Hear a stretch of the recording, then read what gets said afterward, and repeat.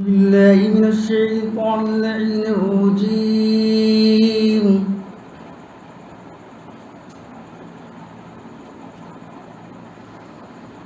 بسم الله الرحمن الرحيم.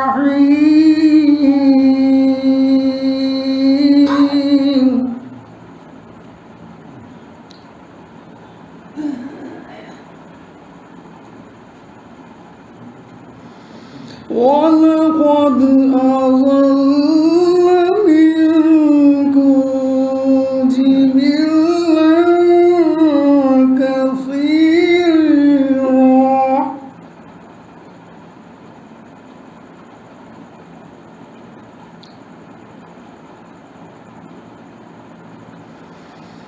أفلم تكونوا تعقلون.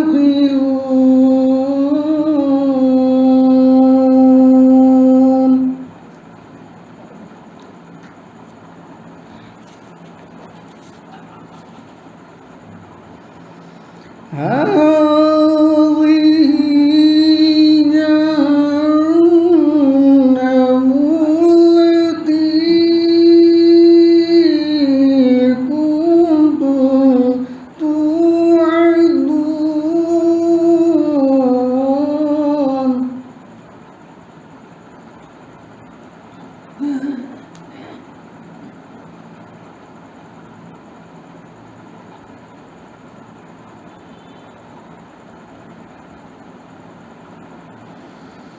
اصلوها اليوم بما كنتم تكفرون.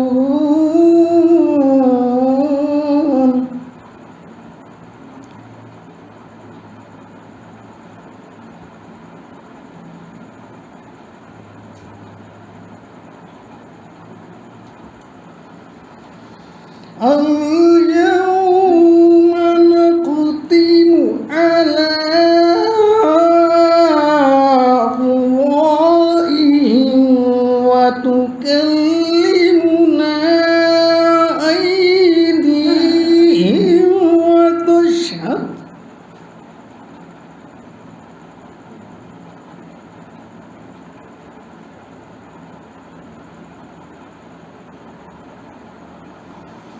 وتشهد أرجلهم بما كانوا يكسبون.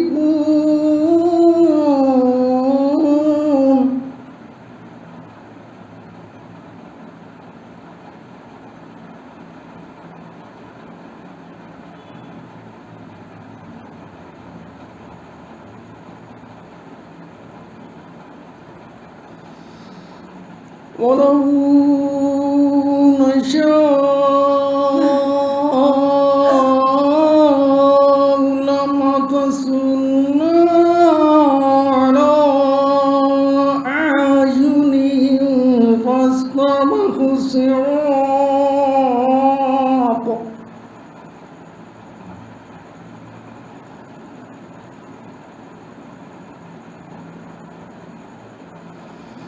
فاستبقوا الصراط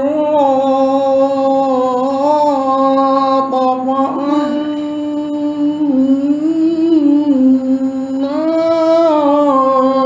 يبصرون.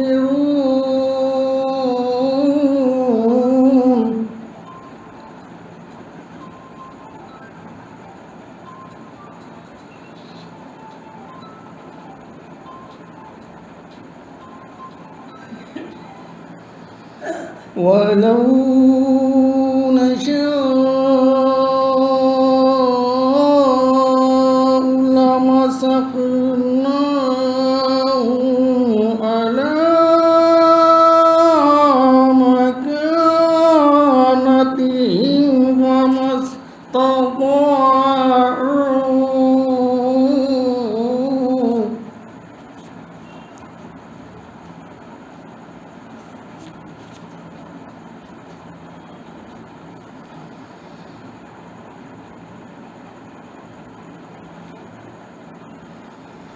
فما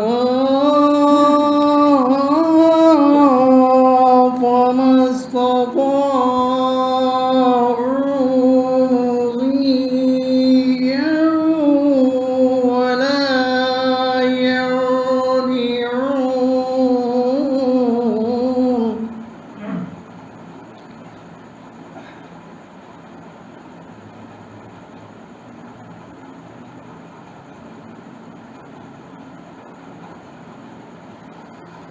ومن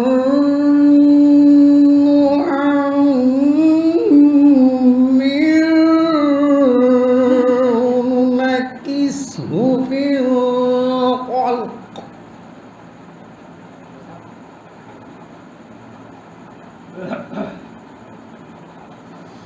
أفلا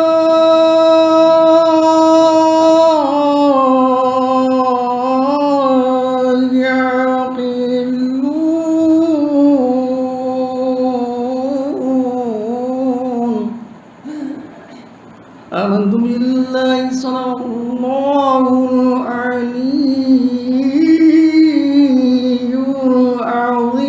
العظيم وصدق رسوله النبي الكريم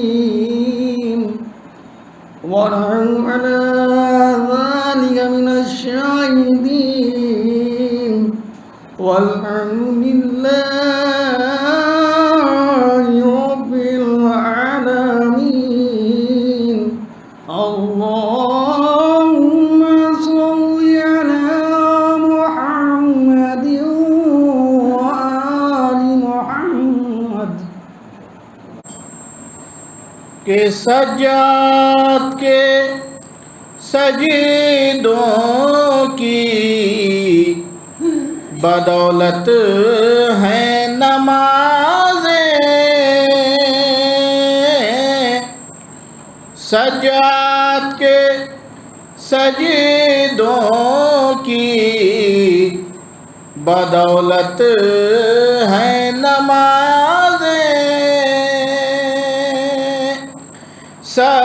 سجاد کے سجدوں کی بدولت ہیں نمازیں وہ جاری ہیں اذان علی اکبر کی اذان سے جاری ہے اذان علی اکبر کی اذان سے ارے دل وادی اذان شام کے دربار میں اس نے دل وادی اذان شام کے دربار میں اس نے ارے رسوا جو عدو ہو گیا عابد کے بیان سے ایک سوال بھیج دیں آپ صلی اللہ محمد علیہ ایک مطلب سنچی آپ سے میں پیش کروں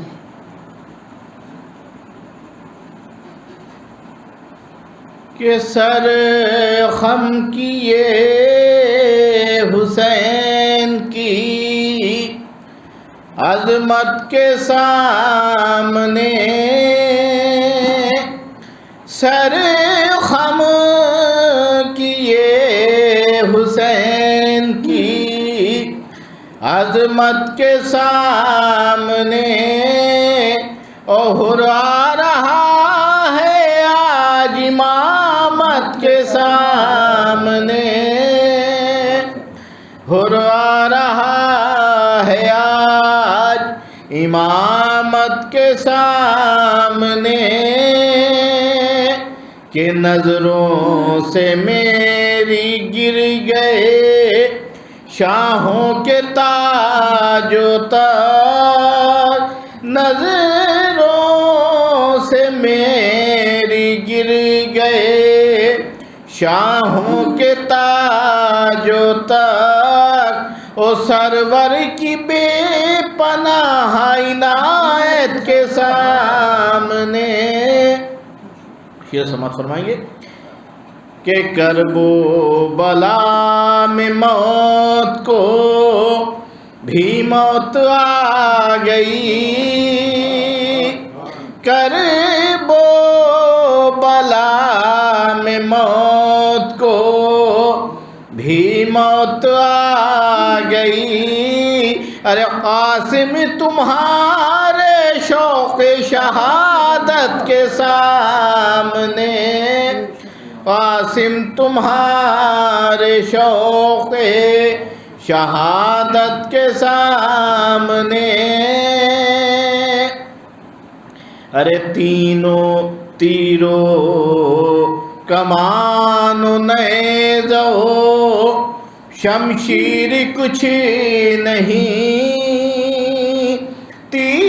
تیروں کمان و نیز و شمشیر کچھ نہیں. ارے عباس نامدار کی ہیبت کے سامنے، عباس نامدار کی ہیبت کے سامنے. ارے جنت کا وزن پڑ گیا ہلکا بروز حشر، و اشک غم حسین کی قیمت کے سامنے، اشک غم حسین کی قیمت کے سامنے. ارے یہ اذن سیدہ ہے جو خوشنود آ گیا. یہ اذن سیدہ ہے جو خوشنود آ گیا. ارے پڑھنے سلام اہل عقیدت کے سامنے، یہ اذن سیدہ ہے جو خوشنود آ گیا. پڑھنے سلام اہل عقیدت کے سامنے.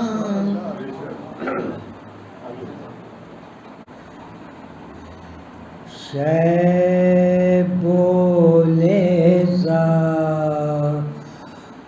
شیب و لیزر کھائے ہیں اکبر کہاں کہاں. شیب و لیزر کھائے ہیں اکبر کہاں کہاں. تن پہ پڑے ہیں نیز و خنجر کہاں کہاں. تن پہ پڑے ہیں نیز و خنجر کہاں کہاں. شیب و لیزر کھائے ہیں.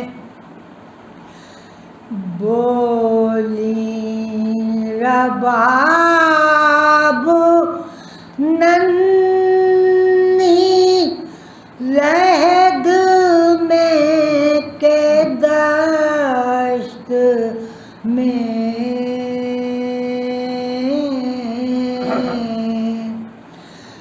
بولی رباب ننھی لحد میں کہ دست میں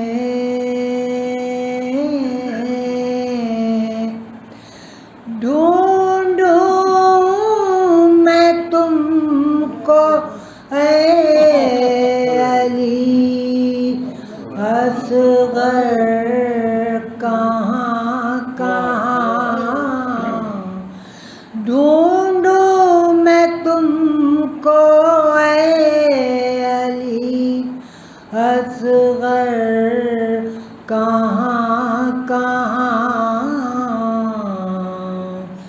شیب و زخم کھائے ہیں دربار میں یزید کے کوفے میں شام میں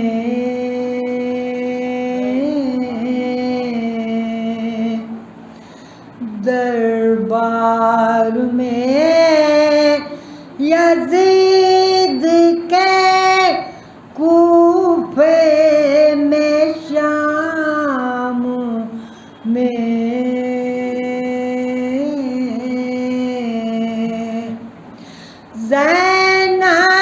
زینب نے مانگی شیمرو سے چادر کہاں کہاں زینب نے مانگی شیمرو سے چادر کہاں کہاں شیب و زخم کھائے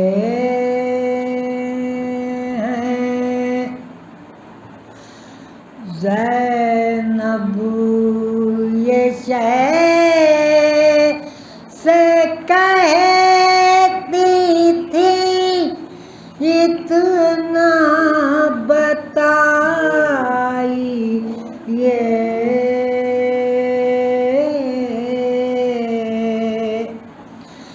زینب یہ شے سے کہتی تھی اتنا بتائیے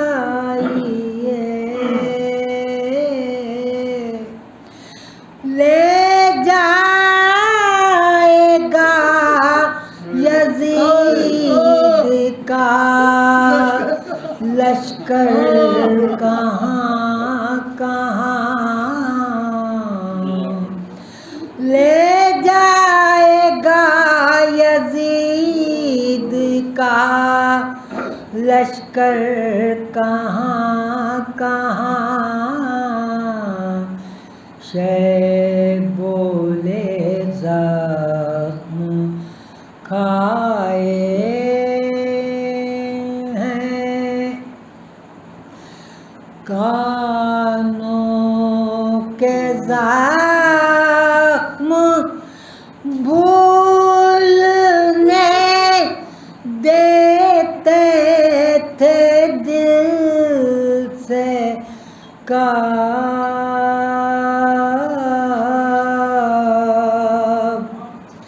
کانوں کے زخم بھولنے دیتے تھے دل سے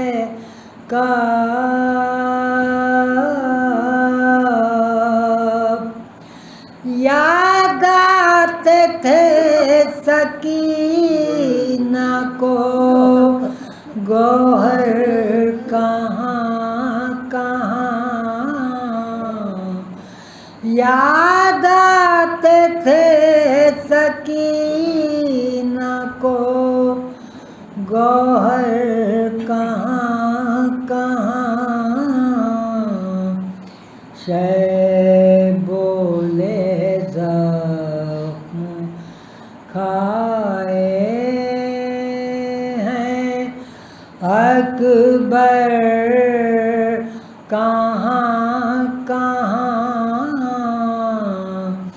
تن پہ پڑے ہیں نیزو خنجر کہاں کہاں سے بولے زخم کھائے ہیں۔ ایک حسینے اس قدر کوہرام برپا کر دیا، ایک حسینے اس قدر کوہرام برپا کر دیا، دشمنوں کی فوج نے رونا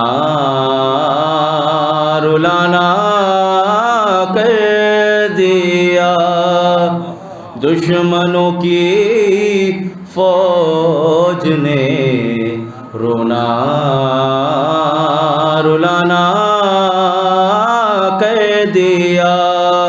سن رہے جو ابھی چلنے کے بھی قابل نہ تھا،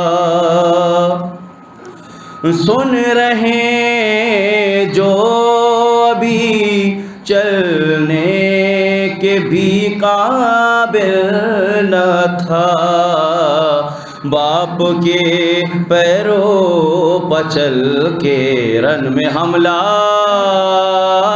کر دیا، باپ کے پیروں پچل کے رن میں حملہ کر دیا۔ اور شعر دیکھیں، اے رباب غم زدہ تیرے غضنفر کو سلام، اے رباب غم زدہ تیرے غضنفر کو سلام، جس نے رن میں تیر خنجر کو کھلونا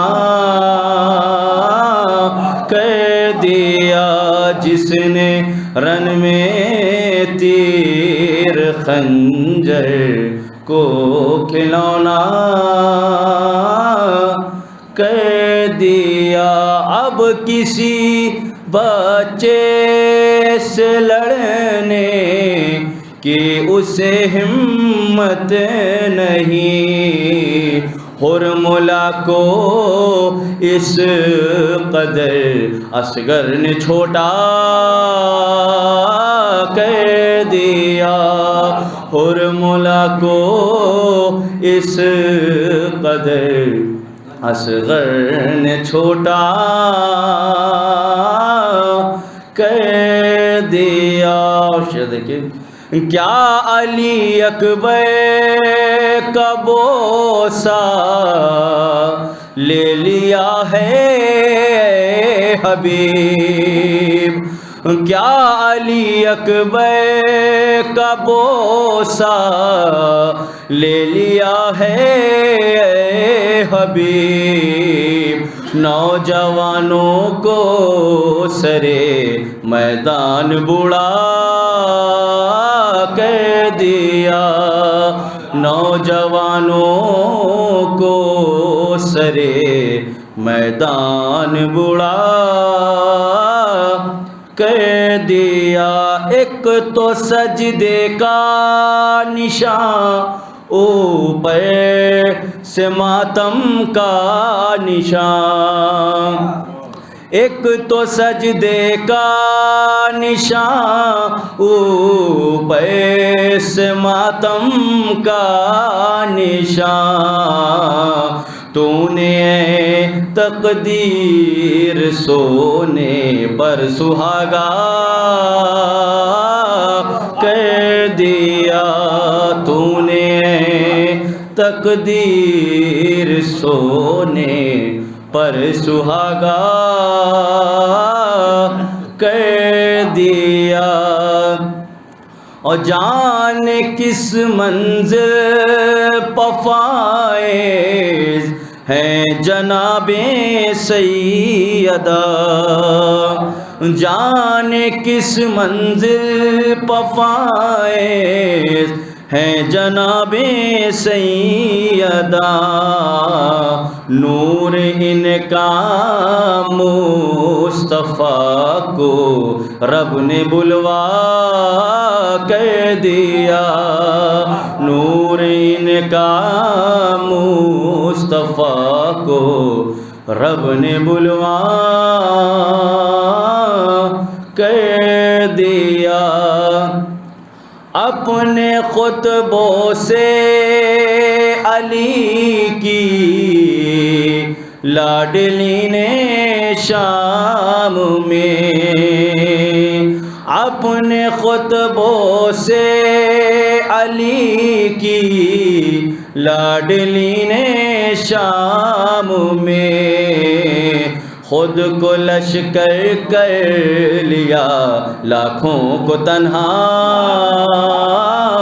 کر دیا، خود کو لشکر کر لیا لاکھوں کو تنہا کر دیا، اپنے خطبوں سے علی کی لاڈلی نے شام میں، خود کو لشکر کر لیا لاکھوں کو تنہا کر دیا۔ اور ایک شعر شہزادی کے حوالے سے اور دیکھیں، مار کر ٹھوکر علی نے کر دیا زندہ مگر، مار کر ٹھوکر علی نے کر دیا زندہ مگر، خطبہ زینب نے تو زندہ کو مردہ کر دیا، خطبہ زینب نے تو زندہ کو مردہ کر دیا، اپنے خطبوں سے علی کی لاڈلی نے شام میں، خود کو لشکر کر لیا لاکھوں کو تنہا کر دیا، مار کر ٹھوکر علی نے کر دیا زندہ مگر، خطبہ زینب نے تو زندہ کو مردہ کر دیا، سال بھر گھر کو اجالو نیکیاں آ کر سلام، صرف ایک شام غریبہ میں اندھیرا کر دیا۔ اور ہماری طرف تشریف لا چکے ہیں استقبال کے لیے ایک نعرہ صلوات دن کے، اور آخری شعر کی زحمت ہے، سال بھر گھر کو اجالو نیکیاں آ کر سلام، صرف ایک شام غریبہ میں اندھیرا کر دیا، غاصب باغ فدق پر جب تبرا کر دیا، یوں لگا جیسے کہ دل کا بوجھ ہلکا کر دیا، فدق پر جب تبرا کر دیا، یوں لگا جیسے کہ دل کا بوجھ ہلکا کر دیا۔ اب میں گزارش کرتا ہوں حجت الاسلام والمسلمین عالی جناب مولانا سید عاصم علی باقری صاحب سے کہ وہاں آئے اور مجلس خطاب فرمائیں۔ ایک باواز بلند نعرہ صلوات۔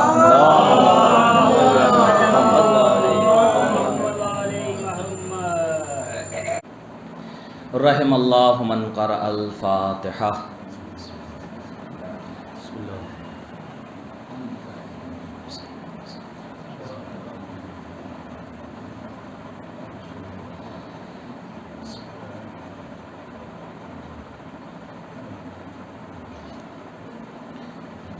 لا حول ولا قوة الا باللہ العلی العظیم۔ اعوذ باللہ من الشیطان الرجیم، بسم اللہ الرحمن الرحیم۔ الحمد للہ الذی نور قلوبنا بولایت الحسین وأخیہ وجدہ وأبیہ وأمہ وشیعتہ وموالیہ، وأجلا عیوننا بالبکاء فی عزائہ ومصیبتہ، وجعل ہاتین الموہبتین وسیلۃ لنا فی نیل قربتہ وتحصیل رحمتہ، ثم الصلاۃ والسلام علی سید الثقلین نبی الحرمین جد الحسنین بالقاسم محمد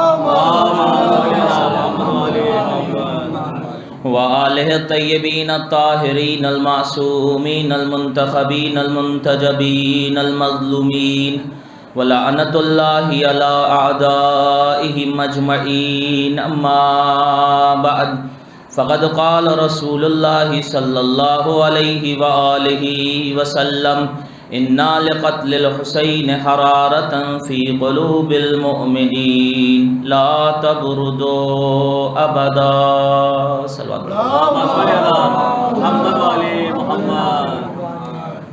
برادران عزیز، حضران محترم، حضرات سامعین، کبھی کبھی حالات ایسے ہو جاتے ہیں کہ مجلس طولانی ہو یا مختصر ہو، قربانی خطیب کو ہی دینی پڑتی ہے۔ بہرحال اسباب سے گریز کرتے ہوئے مختصر وقت میں انشاءاللہ کوشش کروں گا کہ جو تاخیر سے آج آپ کے درمیان پہنچا ہوں اس کی تلافی مجلس اور تقریر کے ذریعے سے ہو سکے۔ بس آپ توجہ رکھیے گا چونکہ اس کے بعد مجھے ایک اور مجلس پڑھنے جانا ہے۔ سلسلہ گفتگو کا آغاز سرکار رسالت مآب کی اس حدیث سے ہم نے کل کیا تھا کہ بے شک قتل حسین سے ایسی حرارت مومنوں کے دلوں میں پیدا ہوگی جو کبھی برودت میں تبدیل نہیں ہو سکے گی، اور یہی بے عینی حدیث چھٹے امام سے بھی ملتی ہے۔ ایک نبوت کے سلسلے کے صادق نے کہا اور ایک امامت کے سلسلے کے صادق نے کہا، اور دونوں صداقتوں کی زبان سے نکلے ہوئے صداقت پر مبنی یہ الفاظ ہیں جو آج دراصل ہم مجالس اعضاء کا اہتمام کرتے ہیں۔ یہ اہتمام اس بات کی دلیل ہے کہ ابھی ہمارے اندر حرارت باقی ہے۔ یہ اہتمام اور انتظام یہ اس بات کی دلیل ہے کہ ہمارے ہاں یہ ابھی حرارت باقی ہے اور باقی رہے گی۔ اور کائنات میں آپ دیکھیے، دنیا میں جہاں کہیں بھی اس حرارت کو برودت میں تبدیل کرنے کی کوشش کی گئی، ہمیشہ ہم نے آگے بڑھ کے اس کی حرارت کو باقی رکھا ہے۔ کل آپ کے سامنے یہ ذکر کر رہا تھا میں کہ عزاداری صرف جسموں سے قائم نہیں ہے، عزاداری کو قائم رکھنے کے لیے روحوں کی بلندی اور بالیدگی چاہیے ہے، اور یزید اسی روح کی بلند معیاری کو نہیں سمجھ سکا تھا۔ وہ سمجھ رہا تھا کہ جسموں کو قید کر لو، جسموں کو مار دو، ٹکڑے ٹکڑے کر لو اور قصہ تمام ہو جائے گا، لیکن اسے نہیں پتا کہ جتنا ان کی جسمانی طاقت کم ہوتی جاتی ہے، روحانی طاقت ان کی بڑھتی جاتی ہے۔ اور کل بھی جو کربلا کو زندہ رکھا سرکار سید الشہداء اور آپ کے رفقائے کار نے، وہ روحانی طاقت کی وجہ سے زندہ رکھا، اور آج بھی اگر عزاداری زندہ ہے تو روحانی طاقت کی وجہ سے زندہ ہے۔ آپ دیکھ لیجئے تاریخ کے تاریخ کی کتاب کی صفحات کی ورق گردانی کریے تو اس کے ہر صفحے پہ ہمارا کٹا ہوا سر مل جائے گا، ہماری کٹی ہوئی زبان مل جائے گی، ہماری کٹی ہوئی گردن ملے گی، ہمارے جسموں کے ٹکڑے ملیں گے، ہمارے کٹے ہوئے ہاتھ ملیں گے، ہمارے لہو کے قطرے تاریخ کے ہر صفحے میں ملیں گے۔ لیکن 1400 سال سے جن سے محبت ہے ان کی محبت ہم اپنے دل سے نکال نہیں سکتے۔ یہ سب کچھ ہونے کے بعد بھی ان کی محبت دل سے ہم نے نہیں نکالی، جو اس بات کی دلیل ہے کہ حرارت قتل حسین ہے جو مومنوں کے دلوں کے اندر نے،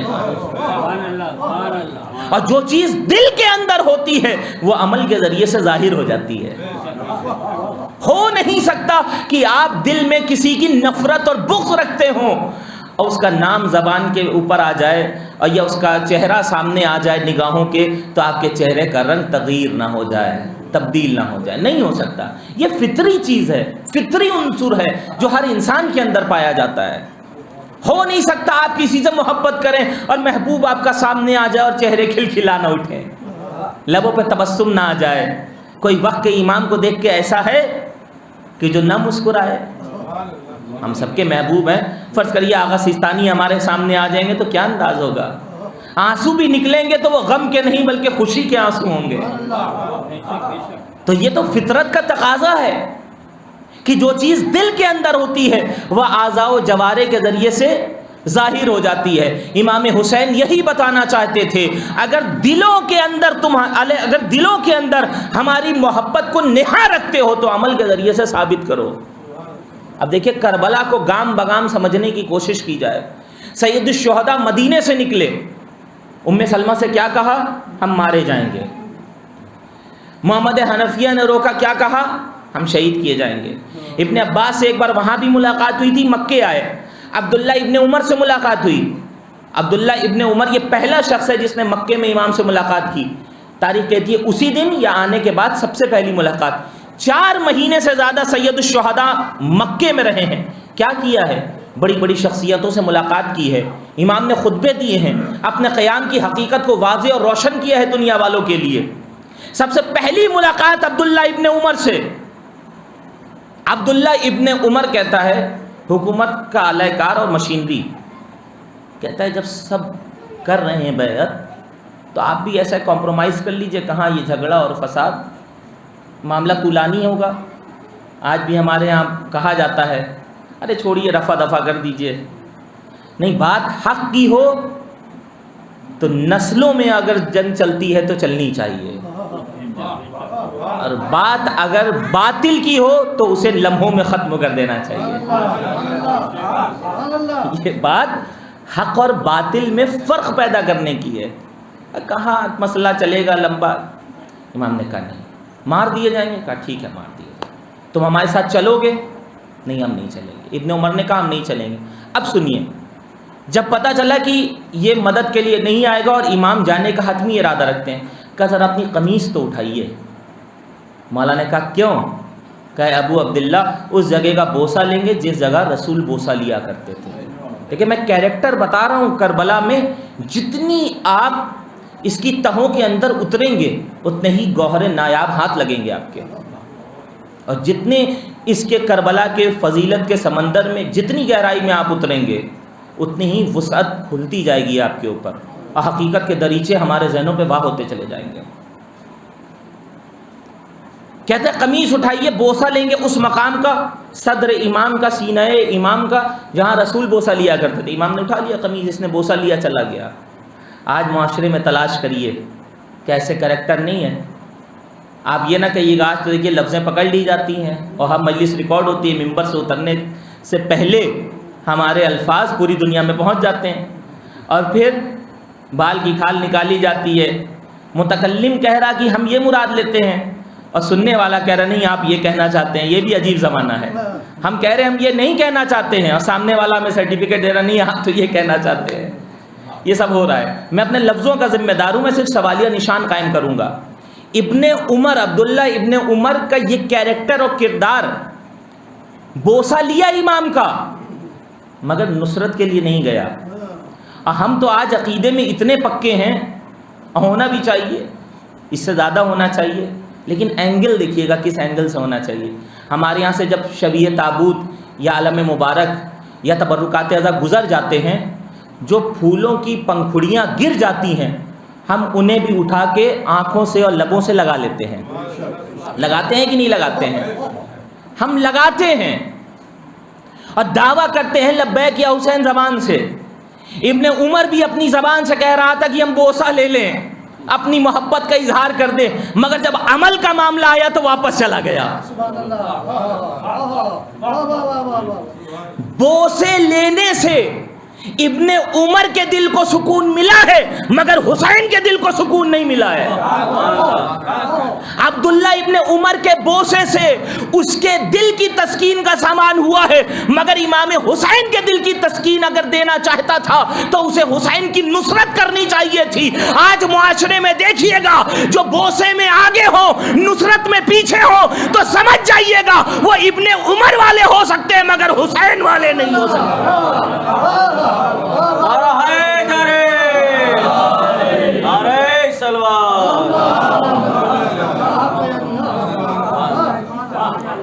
نصرت کیسے ہوگی؟ چھٹے امام کے زمانے میں جو ہشام تھے، ہشام ابن حکم، جن کی ابھی یہ داڑھی کے بال بھی نہیں نکلے تھے، 12-13 سال کی عمر ہوگی، اس سے زیادہ کیا، 14-15 سال میں داڑھی آثار نمایاں ہونے لگتے ہیں. کہتے ہیں ھذا ناصرنا، یہ ہمارا مددگار ہے، باللسانہ و بقلبہ و بیدہ و بعلمہ، یہ اپنے علم کے ذریعے بھی میرا ناصر ہے، اپنی زبان کے ذریعے میرا ناصر، اپنے ہاتھ کے ذریعے ناصر ہے. مطلب کیا ہے؟ اچھا لکھنا جانتے ہو تو اپنے قلم کے ساتھ وفاداری کرو اور حسین کی نصرت کرو. شاعری کرتے ہو تو اپنے کلام کے ذریعے حسین کی نصرت کرو. اچھا بولنا چاہتے ہو اپنی زبان کے ذریعے حسین کی نصرت کرو. اچھا گلا ہے نوحہ پڑھنا، مرثیہ پڑھنا جانتے ہو، اپنے کلام اور اپنے گلے کے ذریعے حسین کی نصرت کرو. کچھ نہیں کرتے ہو، طاقت سینہ زنی کرتے ہو تو سینہ زنی کر کے حسین کی نصرت کرو. پوری زندگی کے ہر گوشے میں جو بھی اعمال انجام دو، اگر حسین کی نصرت ہو رہی ہے تو سمجھ لینا حسینی ہو. صلوات پڑھے پر محمد والے محمد. دیکھیں بات یاد رہے گی تو میں اس کا ایک نمونہ پیش کر دوں گا، یہاں سے گریز کر رہا ہوں. پہلا شخص جس نے ملاقات کی ہے ابن عمر، بوسے لے لیا چلا گیا. امام کا مسئلہ تو حل نہیں ہوا، امام کو نصرت چاہیے تھی. دوسرا کیریکٹر میں آپ کو دکھاتا ہوں، عبداللہ ابن زبیر. 4 مہینے سے زیادہ مولا رہے مکے میں، یہ یاد رکھیے گا. اصل جب بھی ہم یہ مدینہ اور کربلا اور مکے کی بات کرتے ہیں تو مومنوں کے دلوں میں آنسو آ جاتے ہیں، لیکن نہیں، کبھی غور کرنا چاہیے ہمیں. آنسو بھی با مقصد ہوں تو کمال ہے. پوری دنیا بیعت کر رہی تھی، ایک حسین نے بیعت کیوں نہیں کی؟ کل بتایا تھا کیونکہ اعتبار مل جاتا اگر یہ بیعت کر لیتے، اور وہ اعتبار دے نہیں سکتے تھے. رحمان کا نمائندہ دست شیطان کے اوپر کبھی بیعت نہیں کر سکتا ہے. اب ایک وہ جملہ یاد آ رہا ہے کہ مودودی صاحب سے، اللہ مودودی سے کسی نے پوچھا کہ یہ بتائیے جب سب نے بیعت کر لی تھی یزید کی تو آخر حسین نے کیوں نہیں بیعت کی تھی؟ آپ نے سنا ہوگا، نہیں سنا ہے تو سنیں. ہمارے ہمسین اور کمسین اور چھوٹے بھائی اور جوان کہ اللہ مودودی کہتے ہیں تمہارا سوال ہی غلط ہے. سوال یوں ہونا چاہیے کہ جب حسین نے بیعت نہیں کی تھی تو سب نے بیعت کیوں کی تھی؟ سوال کا یہ انداز ہونا چاہیے جب انہی نے بیعت نہیں کی کہ سب نے، پورے معاشرے نے کیوں بیعت کر لی تھی؟ اس کا مطلب معاشرہ تو تھا مگر اس کی روح مردہ ہو گئی تھی.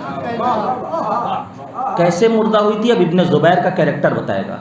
ابن زبیر کا بھی نام ان میں سے تھا کہ بیعت کا مطالبہ جن سے تھا. فراری تھا، رات کی تاریکی میں اس نے فرار کر لیا تھا.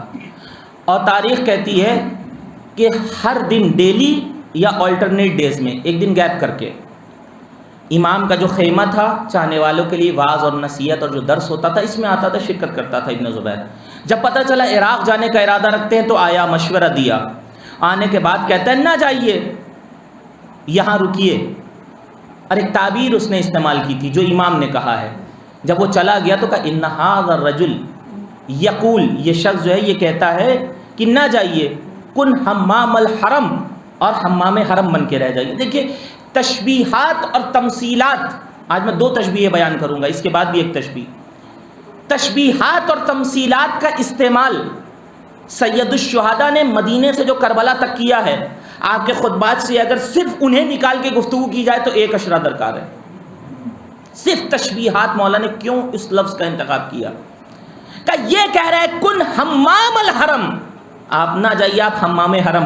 حمام کہتے ہیں اردو میں کبوتر کو، عربی زبان کا لفظ ہے، اس کا مطلب ہوتا ہے کبوتر. آپ کبوتر حرم بن کے رہ جائیے. مطلب کیا ہوا؟ مطلب سمجھے آپ.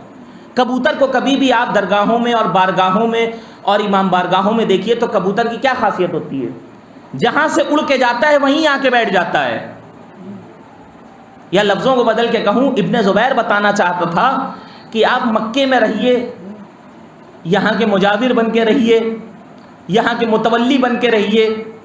کہنا یہ چاہتا تھا کہ حمام حرم، کبوتر حرم، خانہ کعبہ کے مجاور بن کے رہیے، نماز پڑھائیے، مصلی بچھائیے، قرآن کی تلاوت کریے، درس قرآن بتائیے، تفسیر قرآن کو بیان کریے، احکام صوم و صلاۃ بیان کریے، روزے کے مسائل کو بیان کریے، حج کی عظمت اور مناسک کو بیان کریے، کعبے کے تقدس کو بیان کریے، قرآن کی صداقت کو بیان کریے. یہی کہنا چاہتا تھا عبداللہ ابن زبیر اپنی اس تشبیہ کے ذریعے.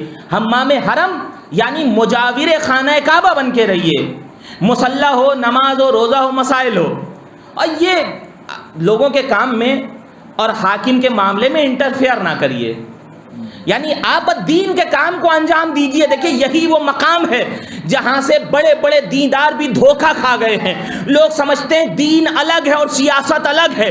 دین الگ اور سیاست الگ ہوتی تو کبھی امیر المومنین مالک اشتر کو سیاست بھرا خط نہ لکھتے. اور کیسے سیاست کرنی ہے حقیقی سیاست کی طرف ترغیب نہ دلاتے مالک اشتر کو، جو نہج البلاغہ کے اندر موجود ہے. یہ یہی کہہ رہا تھا. یعنی آپ دین کے کام ظاہری نماز روزہ یہ سب کریے، اور آپ کو اس سے کیا مطلب ہے کہ کیا ہو رہا معاشرے میں اقدام نہ کریے، تحریک بلند نہ کریے، حاکم خلاف آواز نہ اٹھائیے. آج اپنے معاشرے میں کربلائی سماج بنانا ہو تو جائزہ لیجئے گا اور دیکھیے گا ہمارے معاشرے میں بہت سے لوگ آج اس طرح سے کہتے ہیں کہ مولانا صاحب آپ نماز پڑھایا کریے، ان لوگ کے مسائل میں نہ بولا کریے، مطلب آپ تقریر کیا کریے، مجلسیں پڑھا کریے، اور یہ سب معاملات میں نہیں بولا کریے. نہیں عزیزان محترم، اگر اصل حسینی ہے تو اصل حسینی وہی ہے جو معاشرے سے اپڈیٹ ہوتا ہے. اصل حسینی وہی ہے جو معاشرے سے اپڈیٹ ہوتا ہے. آج دیکھیے گا کہ ابن زبیر والے معاشرے میں کتنے ہیں اور امام حسین والے معاشرے میں کتنے ہیں. امام حسین بتانا چاہتے تھے کہ تم نماز کو کہہ رہے ہو، تم روزے کو کہہ رہے ہو، لیکن تمہیں یہ نہیں پتا کہ جب نماز باقی رہے گی تب تو حسین نماز پڑھائیں گے، جب روزہ باقی رہے گا تب تو مسائل کو بیان کریں گے، جب کعبہ باقی رہے گا تب تو تقدس کو بیان کریں گے، جب قرآن جیسی کتاب باقی رہے گی تب تو اس کی تفسیر بیان کی جائے گی. نہیں، بتانا چاہتے تھے امام حسین نماز آج بھی ہے، روزہ آج بھی ہے، مگر نماز کی روح کو ختم کیا جا رہا ہے، روزے کی روح کو ختم کیا جا رہا ہے، عبادت کی روح کو ختم کیا جا رہا ہے. حسین معاشرے کے اندر جو روح مردہ ہو گئی تھی اس مردہ روح کو زندہ کرنے کے لیے قیام فرما رہے تھے. یہاں تک بات آ گئی ہے تو ایک جملہ کہے بغیر آگے نہ بڑھوں گا. آج لوگ بہت کہتے ہیں یہ مستحب ہے، یہ واجب ہے، یہ شریعت ہے، یہ ایسا ہے. مجھے نہیں پتہ کیا ہے، میں طالب علم ہوں. مراجع اور مجتہدین سے پوچھ لیجئے گا کیا افضل ہے کیا مفضول ہے، مجھے نہیں پتہ. میں طالب علمانہ گفتگو کر رہا ہوں. لیکن آیت اللہ بہجت نے خوبصورت بات کہی ہے، خدا غریق رحمت کرے. فرماتے ہیں کہ عزاداری نماز شب سے افضل اور بالا تر ہے. آیت اللہ بہجت جن کے شاگردوں کے کہنے کے مطابق ایک قدم رکھیں تو ایران میں، ایک قدم رکھیں تو کربلا پہنچ جائیں. ایسی عرفانی شخصیت جنہیں تحی الارض حاصل ہو، یہ صلاحیت کہہ رہے ہیں کہ عزاداری نماز شب سے بالا تر اور افضل ہے. یہ کہہ کون رہا ہے؟ ہمارے جوان یہ نہ سوچے راہ فرار کہ مولانا نے کہا تھا یہ بالا تر ہے تو اب نماز کیا کریں گے پڑھ کے. نہیں، یہ وہ کہہ رہا ہے جس کی زندگی بھر نماز شب بھی قضا نہیں ہوئی ہے. یعنی نمازیں چھوڑ کے افضل اور مفضول کی باتیں نہ کریے گا، نمازیں پڑھ کے عزاداری کے ذائقے کو بتائیے گا کیا ذائقہ پایا جاتا ہے اس کے. اور یہ اہل بیت کے غلام بتا رہے ہیں. شیخ عبد الکریم حائری، آج یہ بات ہوتی نا یہ مستحب ہے، یہ مجھے نہیں پتا، لیکن شیخ عبد الکریم حائری مؤسس حوزہ علمیہ قم، بہت بزرگ شخصیت. خدا کروٹ کروٹ جنت نصیب کرے ایسے علماء باعمل کو۔ شاہ کا زمانہ تھا جس وقت عزاداری پہ پابندی ہوئی کہ علنی طور پہ سڑکوں پہ، چوراہوں پہ، میدانوں میں عزاداری نہیں ہوگی، محدود بہت۔ آج کے پرآشوب زمانے میں سمجھ میں آئے گی اس کی اہمیت۔ شاہ کا زمانہ تو اور کہا گیا علنی طور پہ عزاداری نہیں ہوگی، جس کو کرنا ہے محدود طریقے سے کرے۔ شیخ عبدالکریم حائری مؤسس تھے حوزہ علمیہ قم کے، بزرگ تھے، زعیم امت تھے، انہی نے کوشش کی، بہت کوشش کی، بڑی جانفشانیاں، تو شاگردوں نے، اور سلام ہمارا ایسے شاگردوں کے اوپر اور ایسے علماء کے اوپر کہ اگر ان کے سوالات نہ ہوتے تو زندگی میں بہت سارے رمز بے معنی رہتے، ہمارے بہت سارے اسرار پوشیدہ رہتے، نہیں سمجھ میں آتا۔ تو ان کے شاگردوں نے کہا آغا آپ اتنی کوشش کر رہے ہیں کہ علنی طور پہ عزاداری ہو جائے اور سب کچھ ہو جائے، کیا فرق پڑتا ہے؟ عزاداری تو مستحب عمل ہے، واجبات تو ہے نہیں، نماز ہو رہا ہے، روزہ ہے، حج، سب کچھ چل رہا ہے، کیا اتنی پریشانی ہے؟ اب سنیے گا، یہ جملہ وہی کہہ سکتا ہے جو علوم آل محمد کے سمندر میں غوطہ زنی کا ہنر جانتا ہو، کوئی اور نہیں کہہ سکتا ہے۔ فرماتے ہیں بے شک عزاداری مستحب عمل ہے، لیکن یہ ایسا مستحب عمل ہے جس کی آغوش میں واجبات کو پناہ ملتی ہے۔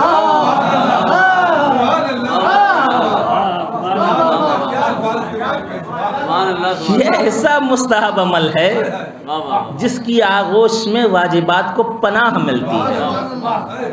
نمازیں تھیں اور اس طرح نمازیں پڑھنے کا شوق کہ جلدی مارو کہیں عصر کی نماز قضا نہ ہو جائے، ایسے نمازی اس وقت پائے جاتے تھے۔ لیکن امام حسین نے کہا نہیں، روح عبادت کو پھر سے زندہ کرنا ہے۔ ڈھانچہ تو تھا مگر روح نہیں تھی، اور میں استفادہ کروں گا ابھی اس تقریر میں کہ کس طرح سے روح نہیں تھی۔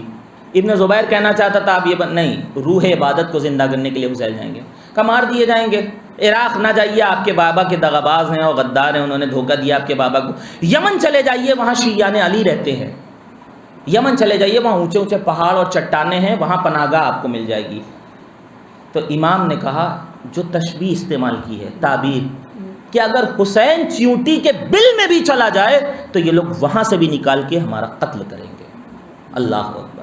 معاشرہ کہاں پہنچ گیا تھا کہ حسین اگر بل میں بھی چلا جائے، پناہ گزین ہو جائے، تو یہ وہاں سے نکال کے ہمیں ماریں گے۔ امام نے کہا نہیں، میں جا رہا ہوں، مر جاؤں گا کوئی پرواہ نہیں ہے، مر جاؤں گا کوئی پرواہ نہیں ہے۔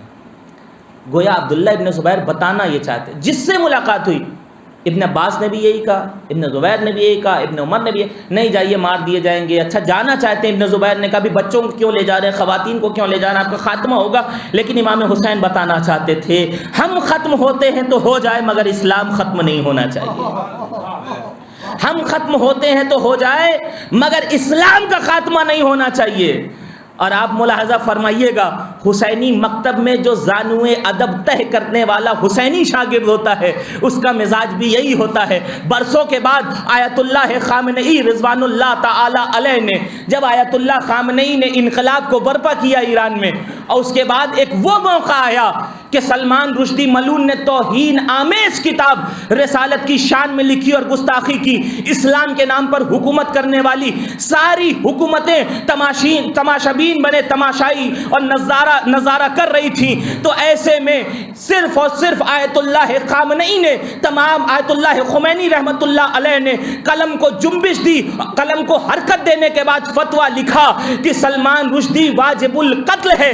تو اب لوگوں نے حوالی اور موالی نے خط لکھنا شروع کیا، اے آغا آپ نے یہ کیا کر دیا، ابھی تو انقلاب برپا ہوا ہے، ابھی ہم اسٹیبل ہوئے ہیں، ابھی ہم میں توانائی آئی ہے، ابھی امریکہ حملہ کرے گا ہمارا خاتمہ ہو جائے گا، یہ حملہ کرے گا ہمارا خاتمہ ہو جائے گا۔ لیکن حسینی مکتب میں زانوئے ادب طے کرنے والا حقیقی حسینی تھا، جس کے سامنے امام حسین کا کیریکٹر تھا۔ ابن زبیر سے امام حسین نے کہا تھا حسین ختم ہوتے ہیں تو ہو جائے مگر دین اور اسلام ختم نہیں ہونا چاہیے۔ یہی جواب آیت اللہ خمینی نے دیا تھا، قرار نیز کے ایران بے مونے، قرار است اسلام بے مونے، کہ یہ حقیقت نہیں ہے کہ ایران زندہ رہے، حقیقت تو یہ ہے کہ اسلام کو زندہ کرنا چاہیے۔ ایران ختم ہوتا ہے تو ہو جائے مگر اسلام ختم نہیں ہوتا۔ کربلا پڑھیں گے تو یہ کیریکٹر سے کیریکٹر ملیں گے، تب ہمیں سمجھ میں آئے گا کون خط حق کے اوپر اور کون خط باطل کے اوپر جا رہا ہے۔ ایک خطبہ امام جو مکے سے نکل رہے ہیں، تو امام نے خطبہ دیا، اور خطبہ دینے کے بعد حمد و ثناء الہی، اور کیا خوبصورت تشبیہ استعمال کی ہے۔ موت ہمارے لیے جتنے، دیکھیے مدینے سے چلے ام سلمہ سے کہا موت، محمد حنفیہ سے کہا موت، ابن عمر سے کہا موت، کہیں بھی موت کی حقیقت کو حسین نے چھپایا نہیں ہے۔ کہ یہ بہت اہم پہلو ہے، کہیں بھی موت کی حقیقت کو امام حسین نے سید الشہداء نے چھپایا نہیں ہے۔ حمد و ثناء الہی کرنے کے بعد جب مکے سے نکل رہے تھے تو آپ نے خطبہ دیا کہ موت ہم اہل بیت کے لیے ویسے ہی ہے جیسے نئی دلہن کے گلے میں پڑا ہوا گلوبند ہوتا ہے۔ صرف تشبیہ کی چاشنی کو آپ محسوس کریے گا، یعنی جس طرح نو عروس اور نئی دلہن کو اپنے گلے میں پڑے ہوئے ہار اور آلات آرائش سے اس کو محبت ہوتی ہے، ویسے ہی ہم اہل بیت کو موت سے محبت ہے۔ یہ سب موت کی دھمکی دے رہے ہیں، مار دیے جائیں گے، یہ ہو جائے گا، یہ ہو جائے گا، کہ موت تو ہمارے لیے اتنی محبوب ہے، ہر وقت گلے میں ہونی چاہیے، ہماری زینت ہے موت۔ جس طرح ہار دلہن کی زینت ہے، موت ہمارے گلے کی، ہماری وجود کی، ہماری زندگی کی زینت ہے۔ اور جب یہ جملہ ہے تو ایک اور بات کہنا چاہوں گا کہ جنگ صفین میں مولائے متقیان کے ساتھ کچھ لوگ ایسے تھے جنہوں نے دھوکہ کیا اور وہ خوارج میں چلے گئے، بصیرت نہیں تھی، اور انہی خوارج میں سے قاتل علی بھی پیدا ہوا، یعنی وہی تھا جو بھاگا تھا، ان میں سے ایک قاتل تھا۔ ابھی جنگ شروع نہیں ہوئی تھی جنگ صفین میں کہ کچھ لوگوں نے آ کے امام کے خیمے میں کہا کہ مولا بڑی افواہیں ہیں اور بڑے ادھر باتیں ہو رہی ہیں خیموں میں۔ کہا کیا؟ کہا آپ کے لشکر والے کہہ رہے ہیں الیاذ باللہ نقل کفر کفر نہ باشد۔ کہا کہ لوگ کہہ رہے ہیں کہ لگتا ہے علی موت سے ڈرتے ہیں۔ استغفر اللہ، لگتا ہے علی کو موت سے ڈر لگتا ہے، اسی لیے علی جنگ کا آغاز نہیں کر رہے ہیں، اور یا یہ کہ جو سامنے حاکم شام ہے اسے دشمن دین اور دشمن اسلام نہیں سمجھتے ہیں۔ تو مولا کہتے ہیں دونوں باتیں اور دونوں نظریے غلط ہیں۔ ابو طالب کا بیٹا علی موت سے ایسے ہی مانوس ہے جیسے شیرخوار بچہ ماں کی چھاتی سے مانوس ہوتا ہے، جیسے شیرخوار بچہ ماں کی چھاتی سے مانوس ہوتا ہے۔ شیر مادر میں کیا حلاوت، کیا چاشنی، کیا مٹھاس پائی جاتی ہے، یہ پوچھنا ہے تو شیرخوار بچے سے پوچھئے، وہ آپ کو ذائقہ بتائے گا۔ حضرت علی کی یہ خوبصورت حدیث اور آپ کا یہ قول موجود تھا، اسی لیے موت کی آنکھوں میں آنکھیں ڈال کے قاسم نے کہا الموت عندی احلی من العسل، موت میرے نزدیک شہد سے زیادہ شیریں ہے۔ بھئی یہ قاسم نہیں بول رہے تھے، کیونکہ قاسم کے بابا امام حسن پہ بھی یہ تہمت لگانے کی کوشش کی گئی تھی، لگتا ہے حسن نے نعوذ باللہ ڈر کی وجہ سے صلح کر لی۔ یہ وہی لوگ تھے جو جنگ صفین میں الزام لگا رہے تھے، یہ وہی لوگ تھے جو قاسم کے بابا پہ الزام لگا رہے تھے۔ قاسم نے اپنے بابا اور اپنے جد کے اوپر لگی ہوئی تہمت کو دھل دیا اور کہا موت ہمارے نزدیک شہد سے زیادہ شیریں ہے۔ اے قاسم 13 برس کی کمسینی میں آپ استنباط کہاں سے کر رہے ہیں، استدلال کہاں سے کر رہے ہیں؟ دلیل یا تو قرآن کی آیت کو بنایا جاتا ہے یا تو معصومین کی حدیثوں کو بنایا جاتا ہے۔ آج اپنے قاسم بتانا چاہتے ہیں میں اپنے جد اور معصوم کی حدیث کے ذریعے سے استنباط اور استدلال کر کے ایک مسئلے کو روشن اور واضح کر رہا ہوں کہ موت ہمارے لیے شہد سے زیادہ شیریں ہے، تو بھی یہ کہنے پہ مجبور ہونا پڑے گا کہ جس گھرانے کے بچوں کا یہ عالم ہے کہ بچپنے میں فقیہ ہوتے ہیں، اس گھرانے کے بزرگوں کا معیار کیا ہوگا؟ 13 سال کی عمر میں جس کا بچہ فقیہ ہوتا ہے اور استنباط اور استدلال کرتا ہے حدیثوں کے ذریعے سے، تو اس گھرانے کے بزرگوں کا کیا عالم ہوگا؟ اور یہی وجہ ہے کہ دربار میں اس نے ڈرایا تھا موت سے، تو امام سجاد نے کہا دربار یزید میں یبنت طلقاء، اے ہمارے آزاد کردہ غلاموں کی اولاد، اتحدثنی بالموت، کیا تم مجھے موت سے ڈراتا ہے؟ تجھے نہیں پتا الموت لنا عادہ والشہادت لنا کرامہ، موت تو ہمارے آنگن کا کھیل ہے اور شہادت تو ہمارے لیے شرف ہے، تو ہمیں موت سے ڈراتا ہے۔ امام حسین نے کہا ٹھیک ہے مرتے ہیں تو مر جائیں مگر اسلام ختم نہیں ہونا چاہیے۔ وہاں سے نکلے، ایک ملاقات آخری کیریکٹر اور گفتگو تمام ہو جائے گی۔ ایک کیریکٹر عبید اللہ ابن حر جعفی، ابن حر کے نام سے تاریخ میں مشہور ہے، جن لوگوں نے مختار نامہ دیکھا ہے وہ جانتے ہیں۔ جناب مختار کے لشکر میں تھا اور آخر میں وہ ٹولی اپنی لے کے جدا ہو گیا. کہا گیا تھا کہ تو اپنے ہی خون میں نہائے گا اور وہی نتیجہ ہوا. ہمسین اور کمسین بھائی، ہمارے جوان بھائی، چھوٹے بھائی جنہوں نے نہیں دیکھا ہے وہ دیکھیں مختار نامہ، پھر حقیقت سمجھ میں آئے گی. بہت سارے اسرار جو ہے ہمارے لیے واضح ہو جائیں گے. یہ چلا گیا ابن حر. ابن حر کی ملاقات مکے سے نکلنے کے بعد امام سے ہوئی تھی. مولا نے کہا میں جا رہا ہوں، کیا نصرت کے لیے آؤ گے؟ کہا ہے ابو عبداللہ چلنے کا تو دل ہے، لیکن ابھی یہ جو گھر کا سامان ہے یہ پہنچانے جا رہا ہوں اور پھر آؤں گا. مولا جانتے تھے دلوں کے راز کو. کہا چل سکتے ہو نصرت کے لیے یا نہیں؟ اور اس راہ میں موت ہے. کہا ابھی نہیں، ہم بعد میں آئیں گے. اور آیا یہ بعد میں. کب آیا؟ جب امام کی شہادت واقع ہو گئی تب آیا. کف افسوس ملا، مختار کے لشکر میں گیا، پھر نتیجہ کیا ہوا؟ اپنے خون میں نہایا. تو جو وقت کے امام کی آواز استغاثہ پہ لبیک نہیں کہتا ہے اس کا مقدر یہی ہوتا ہے. گیا اور نتیجہ کیا ہوا؟ اپنے خون کے دریا کے اندر اسے نہانا پڑا. ابن حر جوفی کہتا ہے ابو عبداللہ میں تو نہیں جا رہا ہوں، لیکن آپ یہ میرا گھوڑا لیتے جائیے اور آپ یہ میری تلوار لیتے جائیے. آپ اس پہ سوار ہوئیے گا، تلوار یہ آپ کی مدد کرے گی. تو حسین نے کہا ہمیں تمہاری ضرورت ہے، تمہارے گھوڑے اور تلوار کی ضرورت نہیں ہے. بہت اہم پیغام ہے کربلائی سماج بنانے کے لیے. آج معاشرے میں ہمارے بہت سے ایسے ہیں جو پیسہ دے کے تو سب کچھ کرنا چاہتے ہیں، لیکن پیسے سے اسباب فراہم کرنا، وسائل فراہم کرنا یہ کافی نہیں ہے، بلکہ حسین کی نصرت کرنا یہ کربلا کا مطالبہ ہے.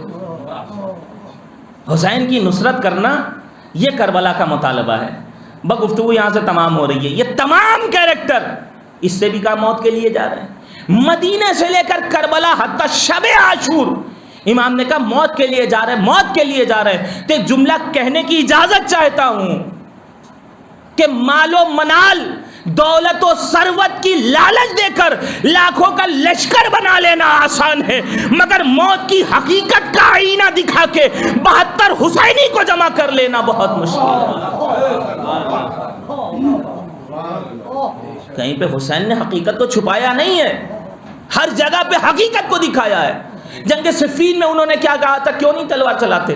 مولا نے کہا میں ہدایت چاہتا ہوں کہ شاید کوئی ان میں سے آ جائے. شب عاشور امام حسین نے کہا جو جانا چاہتا ہے چلا جائے، اور روز عاشور آیا تو کہہ رہے ہیں حل من ناصر، کوئی ہے جو مدد کو آئے. تو مولا یہ کیا بات؟ شب میں آپ کچھ کہہ رہے ہیں، دن میں کچھ کہہ رہے ہیں، رات کی تاریکی میں کچھ، دن کے اجالے میں کچھ. رات میں کہہ رہے ضرورت نہیں، جسے جانا ہے چلا جائے، دن میں کہہ رہے ضرورت ہے، جسے آنا ہے آ جائے.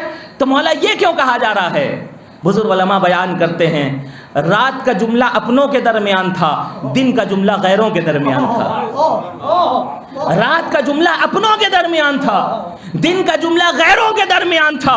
رات میں بتانا یہ چاہتے تھے کہیں اپنوں میں کوئی غیر ہے اور جانا چاہتا ہے تو چلا جائے، اور دن میں بتانا چاہتے تھے غیروں میں کوئی اپنا ہے، آنا چاہتا ہے تو چلا آئے. سب کچھ لٹ جانے کے بعد بھی یہ راستہ فراہم کرنا کیوں؟ کا ہدایت کا دروازہ کھول رہے تھے حسین. تو یہ وہ گھرانہ ہے جو اپنی اصل اور ہدایت سے پہچانا جاتا ہے. معصومین کا خاصہ کیا ہے؟ دیکھیے ہر چیز کی ایک اصل ہے. ایک صاحب سے پوچھا گیا یہ بتائیے نمک کو آپ کیسے پہچانیں گے؟ کہ نمک کو پہچاننا بہت آسان ہے. نمک کے رنگ کو دیکھیں گے، سفیدی ہوگی، پہچان لیں گے.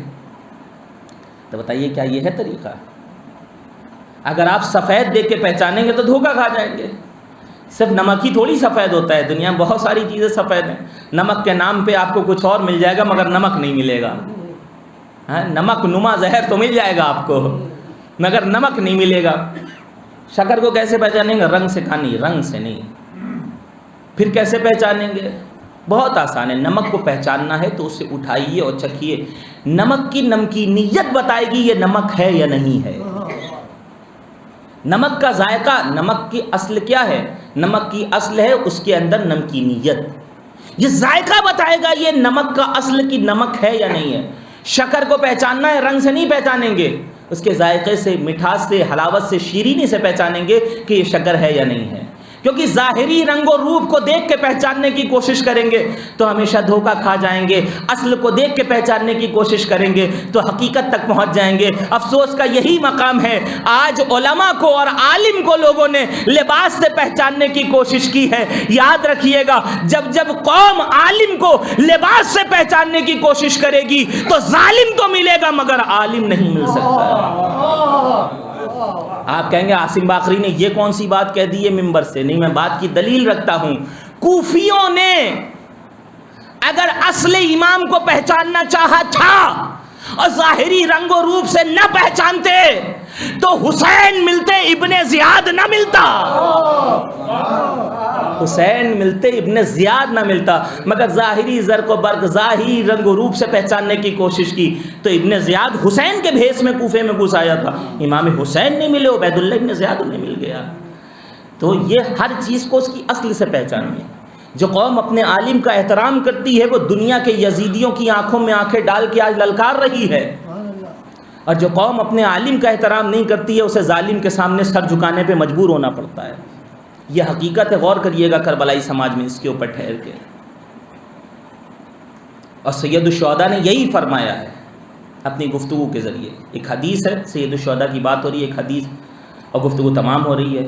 فرماتے ہیں من اتانا لم یعدم خصلۃ من اربع، جو ہم تک آئے 4 عادتوں سے خالی نہیں ہونا چاہیے۔ پہلی عادت آیتن محکمہ، بات دلیلوں سے کرتا ہو، بیہودہ باتیں نہیں کرتا ہے حسینی۔ دوسری عادت، پہلا آیتن محکمہ، دوسرا قضیتن عادلہ، عدالت کے ساتھ انصاف کے ساتھ زندگی گزارنا چاہیے۔ تیسری عادت اخن مستفادہ، دوست ایسا ہو جو دین کی طرف اس کو لے کے آئے، دین میں استفادہ کرے۔ چوتھی عادت مجالست العلماء، علماء کی ہم نشینی کو اپنا شرف سمجھتا ہو۔ پہلے بہت سارے ایسے لوگ تھے ہمارے بزرگان جو عالم کے پاس بیٹھ بیٹھ کے نصف عالم بن گئے، اور آج ہم عالم سے دور ہیں۔ ہم سوچتے ہیں ہر چیز گوگل پہ مل جائے گی، نہیں، گوگل آپ کو بتائے گا یہ تو حقیقت ہے، مگر صحیح بتائے گا اس بات کی ضمانت نہیں ہے۔ صحیح بتائے گا، علامہ گوگل آپ کو بتائے گا لیکن صحیح بتائے گا اس بات کی گارنٹی نہیں ہے۔ صحیح جاننا ہے تو عالم سے رابطہ رکھنا پڑے گا۔ میں گفتگو تمام کر رہا ہوں۔ قضیتاً عادلہ، کبھی موقع ملا تو اس قضیہ عادلہ پہ گفتگو کریں گے کہ انصاف کے ساتھ زندگی گزارنی چاہیے۔ امام حسین نے انصاف کیا ہے، مدینے سے لے کر مکہ اور مکے سے لے کر کربلا امت کے ساتھ انصاف کیا ہے۔ جو سویا ہوا کھویا ہوا ضمیر تھا، مردہ ضمیر، اس کو زندہ کرنے کے لیے آئے ہیں۔ اسی لیے آیت اللہ ہے جوادی آمولی، خدا آپ کا سایہ دراز کرے ہماری امت کے اوپر اور آپ کی توفیقات علم میں اضافہ فرمائے۔ آپ کہتے ہیں کبھی یہ سوچ کے نہ آیا کرو کہ زندہ ہو اور مردوں کی مجلس سننے کے لیے جا رہے ہو، ہمیشہ عزاداری کرتے ہو تو فرش عزائے حسین پہ آنے کے لیے یہ سوچا کرو کہ تم مردہ ہو گئے ہو، زندوں کی مجلس سن کے اپنی روح کو زندہ کرنے جا رہے ہو۔ جس روح کے مردہ ہونے کی بات ہو رہی تھی، ہمیشہ یہ سوچا کرو تم مردہ ہو گئے ہو، تمہاری روحیں مردہ ہو گئی ہیں۔ تبرک کے آپ کہیں گے اچھے بھلے تو کھاتے پیتے ہم صحت مند ہیں، نہیں، جو ہم ڈھانچے کی بات کر رہے ہیں ڈھانچہ ہوتا ہے، اسٹرکچر ہوتا ہے، مگر روح مردہ ہو جاتی ہے۔ آج ہمارے درمیان روحیں مردہ ہو گئی ہیں، شعور پست ہوتا چلا جا رہا ہے۔ عزاداری کر لیں گے ہم، یہ ہمارا امتیاز ہے۔ 1400 سال سے ہم رو رہے ہیں۔ صرف رونا امام حسین کے اوپر یہ ضروری نہیں ہے کہ میں جسارت کرنا ہوں، معاف کریے گا اس کے لیے، لیکن حقیقت کا آئینہ دکھا رہا ہوں۔ رونا تو غم کے آثار میں سے، غیر بھی سنتا ہے تو رو دیتا ہے۔ آپ بتائیں، غیر سنتا ہے تو رو دیتا ہے، تو ہم میں اور اس میں کیا فرق ہے؟ غیر بھی آنسو بہاتا ہے، ہم بھی آنسو بہاتے ہیں، بس غیر بے مقصد آنسو بہاتا ہے، حسینی با مقصد آنسو بہاتے ہیں۔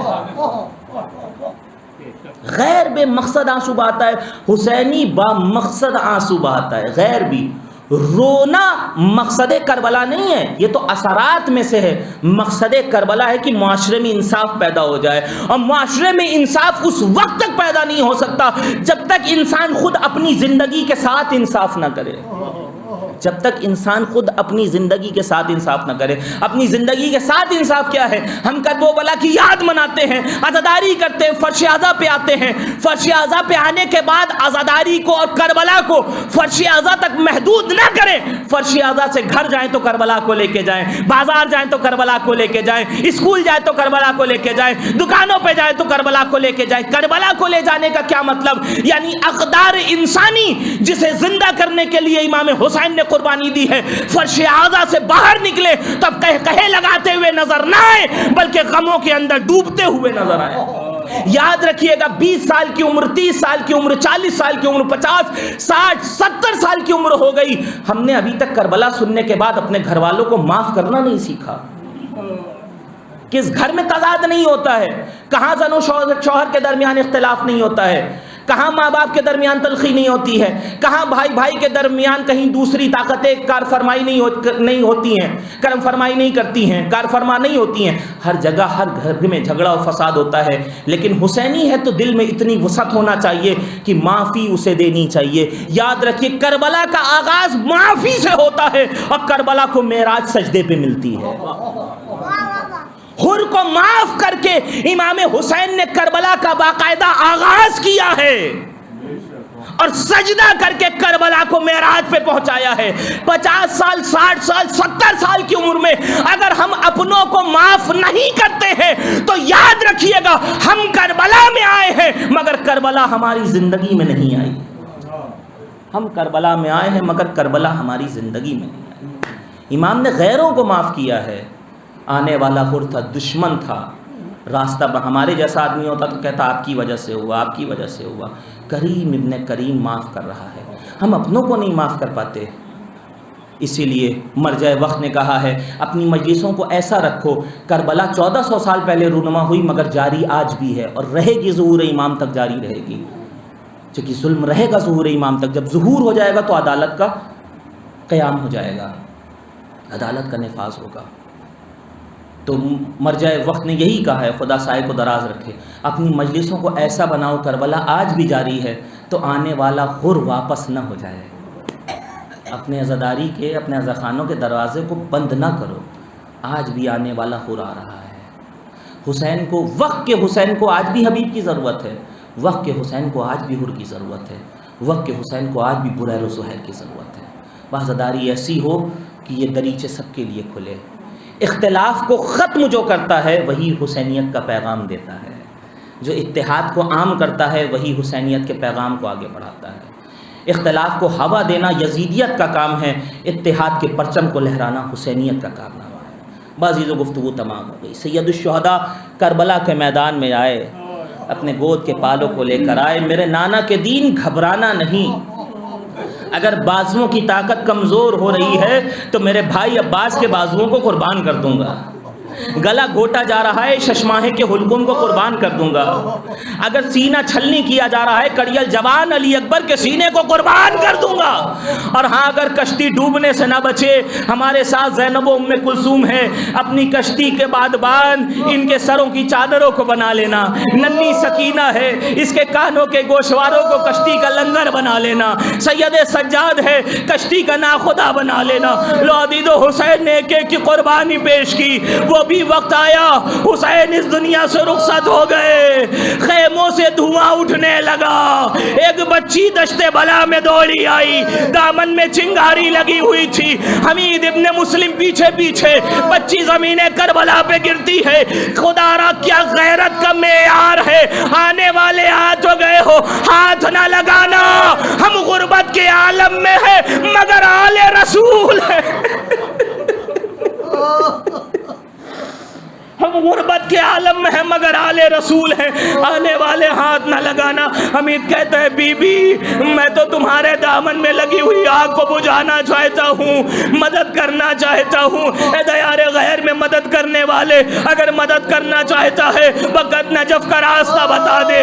بی بی نجف جا کے کیا کرو گی؟ میرا دادا علی رہتا ہے. میں کہوں گی دادا, دنیا کے یتیموں کے سر پہ ہاتھ رکھنے والے حسین کی یتیمہ کربلا میں تنہا ہے, کوئی ہاتھ نہیں رکھتا, جو آتا ہے تماچے لگا کے جاتا ہے. बाज़ीदो उस रात के वाक़यात और मनाजिर में एक मंजर साहिबान मकातिल लिखते हैं, बच्चों की गिनती हुई, अब एक बच्ची कम, वो बच्ची भी हुसैन की बच्ची, वो भी हुसैन की जिगर की टुकड़ी, वो भी हुसैन की लाडली। ज़ैनब ने कहा उम्मे कुलसूम तुम उधर से जाओ, ज़ैनब इधर से बढ़ी, सकीना सकीना कहती हुई। आपको मालूम है जब देखा कटे हुए सर के जनाजे के ऊपर सीने पे अपने सर को रख के फरियाद कर रही थी, आवाज आई ज़ैनब आहिस्ता बोलो, अभी अभी बच्ची थक के सो रही है। अज़ादारों मुझे नहीं पता असरे आशूर हुसैन के जिस्म पे तीर ही तीर पेवस्त थे, मगर सीने पे कैसे सर रखा। मगर हाँ साहिबाने औलाद है, आप जानते हैं जब रातों को महसूस करिएगा, जब याद करेंगे तब गिरिया करेंगे इंशाअल्लाह। आप साहिबाने औलाद है, आप जानते हैं जब बाप रात को अपने बच्चों को सीने पे लिटाता है तो बच्चों का सर तो सीने पे होता है, मगर बच्चों का हाथ बाप के चेहरे की तरफ बढ़ता है। कभी बाप की आंखों को छूते हैं, कभी बाप की दाढ़ी को पकड़ते हैं, कभी बाप के लबों को बच्चे छूते हैं, कभी बाप के रुखसारों को अपने नन्हे नन्हे हाथों से पकड़ते हैं। ऐसा है बहने औलाद, जरा तसव्वुर करो जब सकीना ने दश्ते बला में अपने बाबा के सीने पे सर रखा होगा, क्या हाथ बाबा के चेहरे की तरफ ना बड़े होंगे? अरे हाथ तो बड़े होंगे, बाबा का सर ना पाया होगा। कटी हुई गर्दन की रगों को पकड़ के फरियाद शुरू की होगी, अरे पानी देता है कोई और न ग़िज़ा देता है, माँ की गोदी में जो बैठूं तो उठा देता है, बेपदर देख के हर एक रुला देता है, जो भी आता है तमाचे वो लगा देता है। अरे कैसे जलते हुए अरे खैमों से निकल जाती मैं, फूफी अम्मा न बचाती तो जल जाती मैं। ये करबला का मैदान है, बच्ची को बाप का सीना मिला मगर बाप का सर न मिला। वो शाम का दरबार था, जले हुए दामन को उठाया, तश्ते तला से हुसैन का सर सकीना के दामन में आया, रुखसार पे लबों को रख दिया। बाबा उस वक्त कहाँ थे जब खैमा में आग लग रही थी, चादरें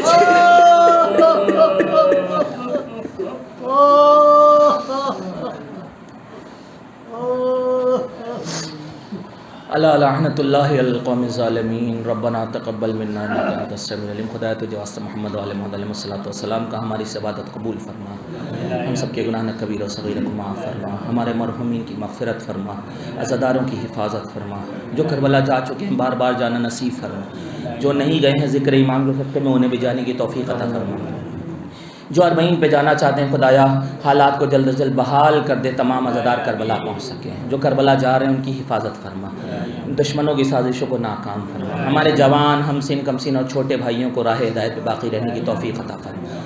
खुदाया हमारे मुतल्लिक़ीन जहाँ कहीं भी मरीज़ व बीमार है सेहत व शिफ़ा अता फरमा। खुदाया छोटों को बड़े का एहतराम करने की तौफ़ीक़ अता फरमा, जो बेरोज़गार हैं तबर्रुक आज़ाए हुसैन के सदक़े में साहिबान रोज़गार बना दे, रिज़्क़ व रोज़ी में बरकत व वसाअत अता कर दे, हम सबको हलाल कमाने खाने की तौफ़ीक़ अता कर दे, बानियाने मजलिस की तौफ़ीक़ात में इज़ाफ़ा कर दे। खुदाया उलमा मराज फ़क़हा का साया सरों पे क़ाइम दाइम फरमा, मशाहिद मुक़द्दसा की हिफाजत फरमा, माफ़िज़ान मशाहिद की हिफाजत फरमा, शुहदा के दरजात को बुलंद से बुलंदतर फरमा। खुदाया जिस तरह से करबला में मज़लूम हुसैन का रोज़ा चमक रहा है, बक़ी में अइम्मा बक़ी और मादर हुसैन का रोज़ा बनने के असबाब फ़राहम फरमा। दुआ में ख़ास दुआ हमारा और इम्तहान न ले, मुंतक़िम खून हुसैन वारिस गम वारिस रज़ा इमाम ज़मान के ज़हूर में ताजील फरमा, हम सबको उनके नासिर व मददगार में शामिल होने की तौफ़ीक़ अता फरमा। रब्बना तक़ब्बल मिन्ना इन्नका अंतस समीउल अलीम। गुज़ारिश एक मरतबा सूरह हम 3 मरतबा सूरह तौहीद की तिलावत फरमाकर मरहूम मिर्ज़ा बाक़र हुसैन इब्न सिद्दे हसन साहब की रूह को ईसाल कर दें।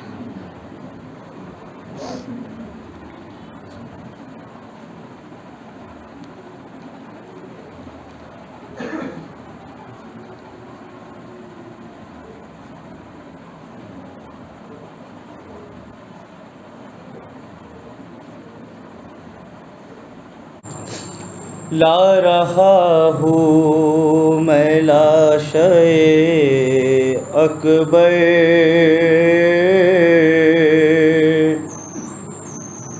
उम्मे लैला समाल ज़ैनब को, ला रहा हूँ मैं लाशे अकबर,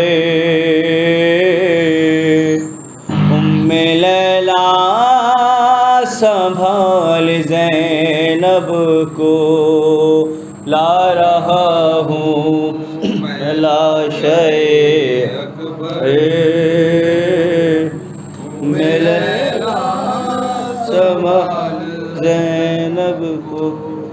बोले होंगे हुसैन ये रो कर उम्मे लैला संभाल ज़ैनब को, ला रहा हूँ मैं लाशे अकबर उम्मे लैला संभाल ज़ैनब को। नौजवान है नौजवान लाश है ज़ईफ़ी है, मेरी नज़रों से देख मंज़र को, कैसे हम शीर को संभालूंगा, मैं संभाले हुए हूँ अकबर को, तेरा एहसान होगा ये मुझ पर उम्मे लैला संभाल ज़ैनब को, ला रहा हूँ मैं लाशे अकबर उम्मे लैला संभाल ज़ैनब को। उसके सीने से लेके नामे अली मैंने बर्छी अभी निकाली है, इम्तिहान दे चुकी मेरी ग़ैबत, अब तेरी बेकसी की बारी है, तू भी इस वक्त या अली कह के उम्मे लैला संभाल ज़ैनब को, ला रहा हूँ मैं लाशे अकबर उम्मे लैला संभाल ज़ैनब को। दो नगीने थे इसकी गोदी में, दोनों अकबर पे कर दिए सदका, सब्र ऐसा के अपने बेटों पर मैंने रोता इसे नहीं देखा है, मगर अब ये लाशे अकबर उम्मे लैला संभाल ज़ैनब को, आ रहा हूँ मैं लाशे अकबर उम्मे लैला संभाल ज़ैनब को। ऐसे लाशे जवां उठाए हूँ, आंधियाँ खत बनाती आती हैं, इन निशानों को पीछे पीछे मेरे अम्मा ज़हरा मिटाती आती है, उसकी नज़रें ना देखें ये मंज़र उम्मे लैला संभाल ज़ैनब को, ला रहा हूँ मैं लाशे अकबर उम्मे लैला संभाल ज़ैनब को। रोक रखा है अपने आशिकों को, सबसे छुप छुप के आहें भरती हूँ, मैं समझता हूँ मादरे अकबर तेरी ममता पे जो गुजरती है, रख के अपने कलेज पर पत्थर उम्मे लैला संभाल ज़ैनब को, رہا ہوں میں لاشے اکبر ام لیلا سنبھال زینب کو یا حسین حسین حسین حسین حسین